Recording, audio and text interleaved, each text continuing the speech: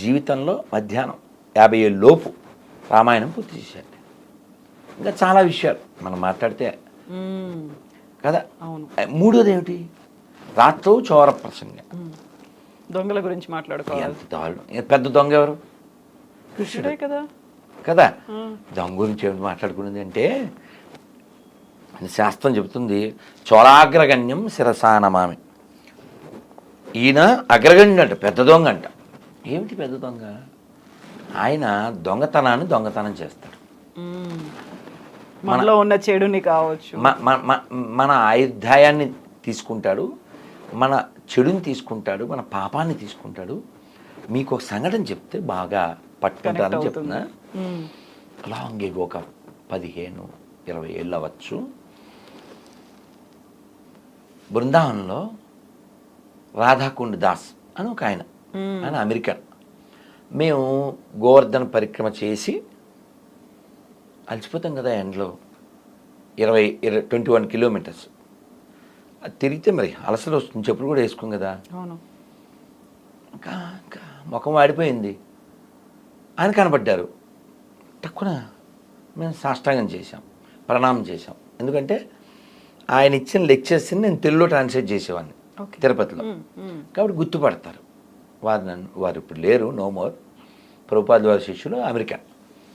నేను గుర్తుపెట్టి ఆ ప్రభుజీ హరికృష్ణ ప్రభు ధన్యవాద్ ప్రణాం అని అన్నాం. అని వెంటనే మేమేదో ఒక బ్యాచ్ ఉన్నాము. యూనో వై కృష్ణాజీ బ్లాక్ అన్నారు. మేము అలా స్టేరింగ్ అయిపోయి అలా చూస్తున్నాం. ఆయన ఒక పెద్ద లిస్ట్ చెప్పారు. ఇప్పట్లో సెల్లో అలా ఉంటే రికార్డ్ చేసుకునేవాడు. కానీ మా ఇంట్లో ఒక 2-3 ఎక్కినాయి. ఆ ఎక్కిని చెప్తున్నాను, నాకు చాలా చెప్పేశారు ఆయన. You know why Krishna black? Because he lives in the eyes of gopis. He take back in the Yamuna. He steal your sin. ఇలా బోల్డ్ అని చెప్పేశారు. నాకు ఈ 3 గుర్తున్నాయి అనుకోండి. అలా యమున నల్లగా ఉంటుంది కదా. ఈ రోజు యమునలో స్నానం చేసేవాడు, అందుకని నల్లగున్నాడు. ఈయన గోపికల కళ్ళల్లో ఉంటాడు ఇప్పుడు, అందుకని నల్లగున్నాడు. మన పాపాలు దొంగిలిస్తాడు, అందుకని నల్లగున్నాడు. ఇలా చాలా చెప్పుకొచ్చారు. అలాగా కృష్ణం వందే జగద్గురం. మన గంగాధర శాస్త్రి గారు మేము కలిసి వరంగల్లో శివరాత్రి కార్యక్రమంలో ఉన్నాం. ఆయన ప్రవచనం ఇస్తూ ఎవరో పిల్లోడితో కృష్ణం వందే జగద్గురం అన్నారట. వాడు పాప ఎక్కువ ఇంగ్లీష్ అయిపోవడం అన్నా ఏదో మొత్తానికి కృష్ణం వండే జగద్గురు అన్నాడు. ఒరే వండే కాదురా, వందేరా నాయన. కృష్ణం వండే జగద్గురు అన్నాడు. వండే కాదురా, వండే 2 days కాదు, వందే జగద్గురురా. అంటే అలా ఎందుకు అంటే మనం చెప్పట్లేదు. శంకర్ల వారు కంటే గొప్పడు కాదుగాను, రామానుజుల వారి కంటే గొప్పడు కాదుగా, మధ్వాచార్యులు అన్నమాచార్యులు వారు నారాయణ తీర్థుల కంటే నువ్వు గొప్పడువా? వాళ్ళే కృష్ణుని అంగీకరించారు కదా. శంకరాచార్యుల వారు కాశీలో గంగాతీరం వెంట వెళ్తూ ఉంటే ఒక వృద్ధుడు రుక్కుంకరణే అంటూ వ్యాకరణాన్ని వెళ్ళివేస్తున్నారు. అప్పుడు ఆయన పాడారు, మీ అందరూ తెలుసు ఏం పాడారు. భజ గోవిందం భజ గోవిందం గోవిందం భజ మూఢమతే సంప్రాప్తే సన్నిహితే కాలే నహి నహి రక్షతి రుక్కుంకరణే. నహి నహి రక్షతి. ఈ రుక్కుంకరణే అది రక్షించదు నాయన, గోవిందుని భజించు అది రక్షిస్తుంది అని ఎంత కావాలో స్టఫ్ అంటామే, జిస్ట్ అంటామే, అదంతా ఇచ్చేశారు. అసలు మన ఎంఎస్ సుబ్బలక్ష్మి గారు మనం ఎంత రుణపడి ఉంటామమ్మా, ఘంటసాల గారికి మనం ఎంత రుణపడి ఉంటామమ్మా, మనకి ఎంత ఇచ్చి వెళ్ళారమ్మా. పోనీ నువ్వు చదవకపోయినా వింటున్నాం కదా, కలకాలం ఉండేలా. వాళ్ళు లేరు ఇప్పుడు, అవి ఉండిపోలే. అయితే ప్రభుజీ ఇక్కడే కృష్ణుడిని యాక్సెప్ట్ చేశారు, కృష్ణుడు ఉన్నారని ఇంత పెద్ద గొప్ప మహానుభావులు గుర్తించారు అనుకున్నప్పుడు ఇప్పుడు వచ్చినటువంటి ఒక డౌట్, ఆయన ద్వారకాధీశుని దర్శనం చేసుకున్నారు, సముద్ర గర్భంలోకి వెళ్ళారు, ద్వారకాపురం ఆ టైంలో ఎప్పుడు ఎలా ఉందో ద్వాపర యుగానికి నేను వెళ్ళొచ్చాను అన్నప్పుడు ఆధారాలు ఏమున్నాయి అసలు? కృష్ణుడు అక్కడే ఎందుకు ఉండేవాడు? అది ఎలా మునిగిపోయింది? మునిగిపోతే నగరం ఇంకా అక్కడ ఉండడం ఏంటి? ఆ కాలంలో ఉన్నటువంటి మనుషులంతా ఏమైపోయారు? కృష్ణుడు తన వాళ్ళని ఎందుకు రక్షించుకోలేకపోయాడు? అలా మునిగిపోతుంటే అలా చూస్తూ ఉన్నాడు. ఇవన్నీ డౌట్స్ వస్తాయి, బోల్డ్ వస్తాయి కదా. All have answers. I will. అమ్మా, మీరు భాగవతంలో ప్రథమ స్కందంలో, అంటే నేను చదివాను కాబట్టి మళ్ళీ మళ్ళీ విన్నాను కాబట్టి చెప్తున్నా, ప్రథమ స్కందం చాలా బరువు ఎక్కిస్తుంది. ఎందుకు అంటే మనం ఏమనుకుంటాం, భాగవతం అంటే అన్ని ఆటలు పాటలే అనుకుంటాం, కానీ ప్రారంభమే చాలా సాడ్గా ఉంటుంది. ఎందుకంటే అర్జునుడు వెళ్తాడు, ధర్మరాజుకి ఒక చెడ్డ శకునాలు కనబడుతూ ఉంటాయి. నాకేదో అనుమానంగా ఉంది, ఒకసారి ద్వారక వెళ్ళిరా అని అర్జున్ని పంపిస్తాడు. అర్జునుడు వెళ్తాడు, వెళ్తే కృష్ణుడు లేడు. కృష్ణుడు భార్యలు ఉంటే వాళ్ళని తీసుకుని వస్తూ ఉంటాడు. వచ్చిన తర్వాత చెప్పిన మాటలన్నీ మనం మాట్లాడుతున్నాం ఇప్పుడు. ఎందుకు అలా అయిపోయావు, అంత నిస్త్రాణంగా ఎందుకు అయిపోయావు అంటే, అన్నయ్య మన సఖుడు, మన బంధువు, మన మిత్రుడు, మన ప్రాణం ఆయన కృష్ణుడు ఇంకా లేడన్నయ్య, ఆయన స్వధామానికి వెళ్ళిపోయాడు అని చాలా బరువు ఎక్కించేటువంటి బాధాకరమైనటువంటి ఈ విషయం చెబుతూ, కృష్ణుడు లేడు, వారి భార్యలందరినీ నేను తీసుకుని వస్తున్నాను, దారిలో వేటగాళ్ళు నన్ను అటాక్ చేశారు, నా గాంధీవం నా విల్లంబులు ఎక్కువ పెట్టాను, మంత్రం గుర్తు రావట్లే, తప్పక నేను మామూలు వ్యక్తిలాగా ఆ గాంధీవం ఇలా వేయవలసిన బాణాలు దాంతో చేశాను, అయినా వాళ్ళు లాక్కుని వెళ్ళిపోయారు.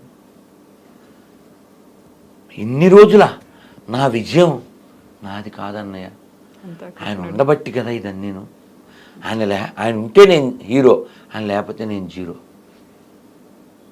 అని ఇలా చాలా బాధ వ్యక్తం చేస్తాడు. ధర్మరాజు, ఓ ఇదంతా మనం బ్యాగ్ సర్దుకోవాలి అని చెప్పడానికి సైన్స్ ఇవన్నీ అని చెప్పి వాళ్ళు అప్పుడు తెలుసు కదా ముగింపు, దాని పేరు మహాప్రస్థానం. అది కూడా నేను చదివా. ఇది భాగవతం తెలుగులో చదివా, అదేమో ఇంగ్లీష్లో మహాభారతం చదివా. చాలా బాగుంటుంది, ఎక్సలెంట్, ఎక్స్ట్రాడినరీ, ఎక్సైట్మెంట్ ఇవన్నీ ఉంటాయి అందులో. అంటే మనం మాట్లాడితే అలా ఎక్కువైపోతుంది, అయినా షార్ట్గా చెప్తాను. అలా వాళ్ళు ప్రయాణం చేసేస్తారు. ఆ ప్రయాణం చేసినప్పుడు ఒక్కొక్కరు పడిపోతారు, మీరు విని ఉంటారు. బదరీలో అవన్నీ ఉంటాయి. భీమశిల మేము వెళ్ళొచ్చాం, అక్కడే సరస్వతి ఉద్భవం, వ్యాస గుహ, మళ్ళీ గణేష్ గుహ, ఇవన్నీ ఉంటాయి. వాటరు పట్టుకుంటే మనం మీద పడ్డ నీళ్ళు కూడా మంచు గడ్డలైపోతుంటాయి. అలాంటి స్థితిలో ఆక్సిజన్ అందని స్థితి వరకు కొంతమంది మన వాళ్ళు ప్రయత్నం చేసి వెళ్ళిన వాళ్ళు ఉన్నారు. ఈ హైదరాబాద్లో ఒక ఆయన, నాకు ఉపాధ్యాయుని, ఒక హిందీ ఆయన, నేను వెళ్ళాను స్వామీజీ అని చెప్పారు. అంటే up to the mark almost. అంటే ఏంటి, భీముడు వెళ్ళిన అంతవరకు మనిషి వెళ్ళడానికి ప్రయత్నం చేయొచ్చు, ఆ తర్వాత ఇంకా వెళ్ళలేదు. వీళ్ళు మహాప్రస్థానం ప్రారంభించి స్వర్గం వైపు వెళ్తూ ఉంటే ముందు ద్రౌపది పడిపోయింది, తర్వాత సహదేవుడు, తర్వాత నకులుడు, తర్వాత అర్జునుడు. ఇలా పడిపోయారని ముందు నడుస్తున్న ధర్మరాజుకి తెలియదు. ఎవరు చెప్పారు? భీముడు వెనక్కి చూడడం, అన్నయ్య సహదేవుడు పడిపోయాడు అని మాట్లాడు, ముందుకే పదండి పోదాం ముందుకి పైకి. దీన్ని అందుకే వాడారో ఏంటో శ్రీశ్రీ గారు మహాప్రస్థానం పేరు పెట్టినాడు ఎల్లరు, ఆయన ఇంకో దానికి వాడేరులేండి పుణ్యాత్ముడు. అలా మళ్ళీ అన్నయ్య నకులు పడిపోయాడు, అన్నయ్య ద్రౌపది, అన్నయ్య అర్జున్, అన్నయ్య నేను, వెనక్కి తిరగడినా ఒక్క కుక్క ఇందుపట్టు వచ్చింది చివరిది. వస్తే ఇంద్రుడు మాతలే అని వాళ్ళ డ్రైవర్ని పంపించాడు. మీరు ఇప్పుడు నాకు పంపించలే ఆ డ్రైవర్ని?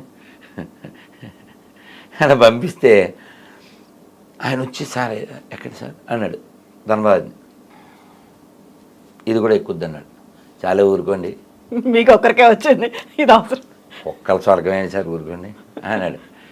అంటే ధర్మరాజు చెప్పాడు, నా భార్య సోదరులు ఎవరు నాతో రాలే, ఇదొక్కటి నన్ను నమ్మి నాతో పాటు వచ్చింది, సో యూ షుడ్ అలవ్ అన్నాడు.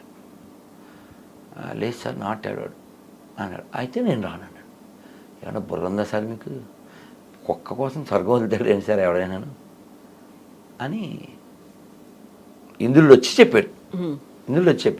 అదంతా నాకు తెలియదు, నా పేరు ధర్మరాజు, ఇంకా ఉపకారం ఉంది, దీనికోసం ఏదో అనుభవించాలి అని ధర్మాన్ని నేను విడిచిపెట్టినాను అంటే స్టబాన్ అని నిలబడ్డాడు ఆయన. అప్పుడు ఈ కుక్క ఎవరు? ధర్మరాజు, యముడు. ఆయన చాలా సంతోషం, ఆయన నువ్వు నా పేరు కలిగి ఉన్నావు, ఆ ధర్మబుద్ధి ఇంకా ఉందా లేదా, ఏమన్నా ఎరవేస్తే వెళ్ళిపోతావా అని అనుకున్నా.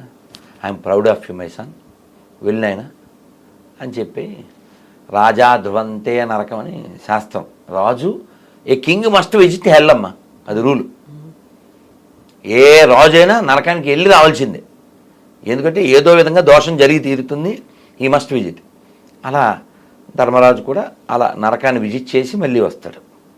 సో ఇదంతా ఎందుకంటే ధర్మం పట్టుకోవాలి, ధర్మాన్ని విడిచిపెట్టకూడదు. దేనికోసమైనా ధర్మాన్ని విడిచిపెట్టకూడదు. ధర్మం కోసం దేన్నైనా విడిచిపెట్టు, దేనికోసం ధర్మాన్ని విడిచిపెట్టు.